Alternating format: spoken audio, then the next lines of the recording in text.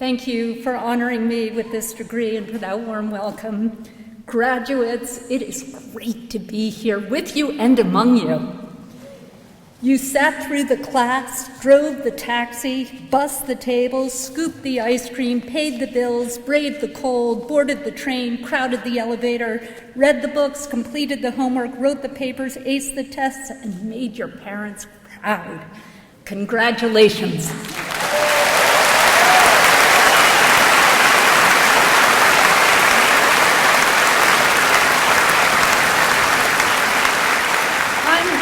I'm especially proud to be sitting on the stage with my hero, Muhammad Yunus.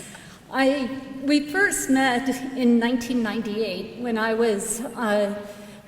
spent 2.5 years traveling around the world interviewing the bravest people on earth, people who have faced imprisonment and torture and death for basic rights most of us take for granted. And one of the people I interviewed was Elie Wiesel, who survived the Holocaust as a child. And he said, "My dream for the future is that your children won't have my past." And I also interviewed Archbishop Desmond Tutu, the anti-apartheid leader from South Africa. And he said, "We don't have a God who says, 'Ah, gotcha.' We have a God who lifts us up and dusts us off and tells us to try it again." And to me, those are the bookends of human rights. On the one hand, trying to stop the atrocities, and on the other hand, having this abiding faith in the human spirit, in the capacity of the human spirit to triumph, even under the worst of circumstances. And one of the people I met while doing those interviews is called Digna Ochoa. Digna was a nun, and she was indigenous Indian from Mexico, and she was one of the leading human rights lawyers in the country. And when I asked her how she became involved in human rights, she said that she had grown up in a tiny village, and her father was a union organizer. And every time he organized a protest against the head of the only factory in town, instead of dealing with the workers, the factory owner would call the police, and they'd come in and round up all the union organizers and torture them and throw them in jail. And she said there was no lawyer who we could afford to hire and no lawyer willing to take our case. So I became a human rights lawyer. So I said, "Well, tell us, how does a typical case work?" And she said, "Well, for instance, a few weeks ago, a woman came to our office saying that her husband had been disappeared by the federal judicial police, had been picked up and silently taken away, and the police refused to say if they had him or not, or if he was alive or dead. And she said, "We got a tip that he was in a military hospital not far away." So I said, "What did you do?" She said, "So I went to the military hospital, but they wouldn't let me in." So she said she waited until there was a shift change and she walked past the guards. And she went up to the second floor and she saw that there was one room with a nurse standing outside the door. So she thought maybe that's the room. She started to go in. The nurse said, "You can't go in there. I can't even go in there. The desaparecido is in there. The disappeared man is in there." So she said, now I knew where my client was. So she said she was terrified because she knew on the other side of the door would not only be her client, but some of the guards who had beaten him so badly he has to be hospitalized. So she said, I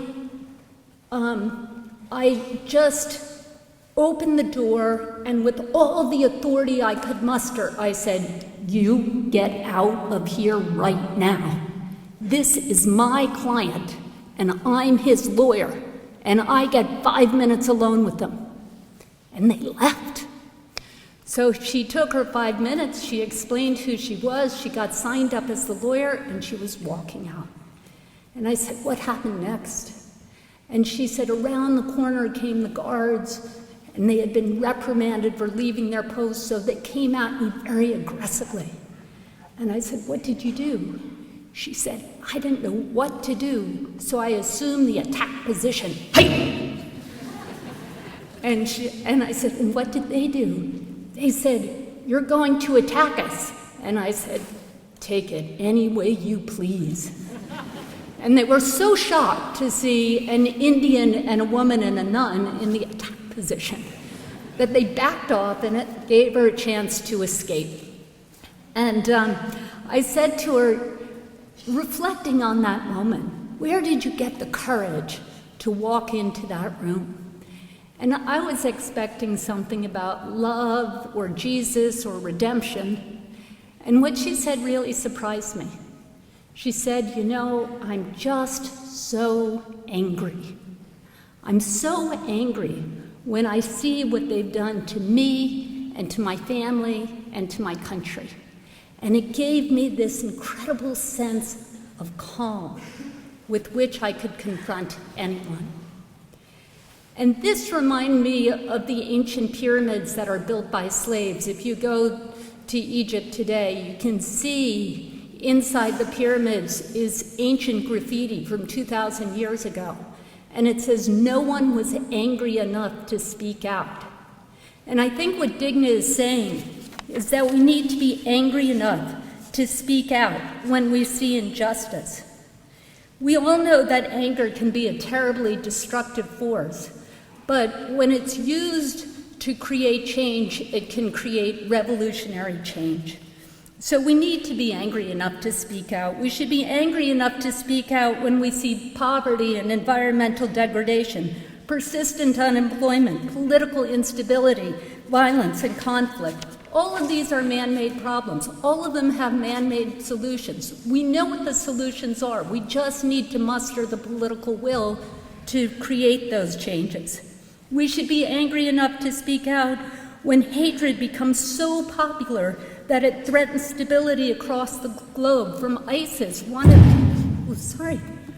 of your classmates was killed by ISIS. We have got to stop this.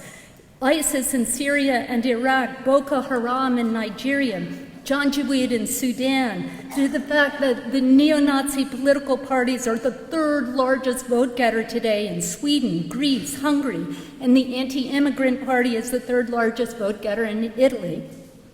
And in my own country, church bombings in South Carolina and the riots in Baltimore are just the latest manifestations of the racism that we still grapple with in the United States. We should be angry enough to speak out when 3 million people a year die from preventable diseases and when 80% of the world's people live on less than $10 a day. We should be angry enough to speak out when global warming threatens our very existence.